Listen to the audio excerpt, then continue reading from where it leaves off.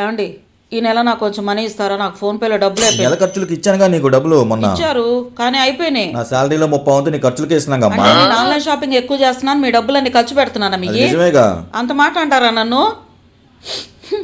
అవునంటే చాలు రాగం స్టార్ట్ అయింది ఇంకా. అసలు నేను డబ్బులు ఏమైనా ఖర్చు పెడుతున్నానా? ఇంటి ఈఎంఐలన్నీ నేనే కడుతున్నాను కదా. ఇచ్చినాయిగా నువ్వు కడుతుంది. అవును కదా. అవును, కడుతున్నంత మాత్రాన నేను కడుతున్నట్టు కాదా? నేను ఇస్తుంటేనేగా నువ్వు కడుతుంది. మీ డబ్బులు నాయి కాదా? అయితే అవి ఎవరి అయినట్టు? మీ డబ్బులు నాయే కదా. అవి ఎవరి మరి? ఆ ముక్క తేల్చండి. ఇప్పుడు తేల్చాల్సిందే. ఇప్పుడు తేల్చకపోతే మాత్రం మా వాళ్ళందరిని పిలిచి గొడవ చేస్తాను. ఏమన్నంటే ఇది ఒకటి చేస్తావు, మీ వాళ్ళందరినీ పిలిచి రాద్దాంతం చేస్తావు. అంటే అంత గయ్యాలదన్నా మీకు? అది మళ్ళీ చెప్పాలా? అసలు నేను ఆన్లైన్ షాపింగ్ ఏం చేస్తున్నాను? కట్నం తీసుకోలేదా మీరు? సైకిల్ కూడా కట్నమే అంటారా? అది కట్నమే అంటారు. అవును, మరి సైకిల్ ఎందుకు తీసుకున్నారు? నా దగ్గర కట్నం తీసుకున్నట్టే. నెలకు 10,000 ఇస్తారు నా ఖర్చులకి. అవి ఎంత జాగ్రత్తగా పెట్టుకుంటున్నాను తెలుసా?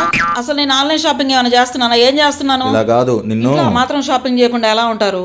ఇలా కాదులే, మా వాళ్ళందరిని పిలుస్తాను.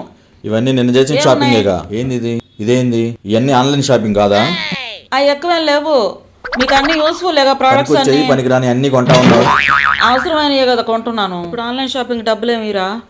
ఎంత చెప్పినా నా లోన్ చెప్పే దీంతో. కళ్ళమ్మడి చుక్క రాకుండా గంట సేపైనా ఇడ్చిద్ది.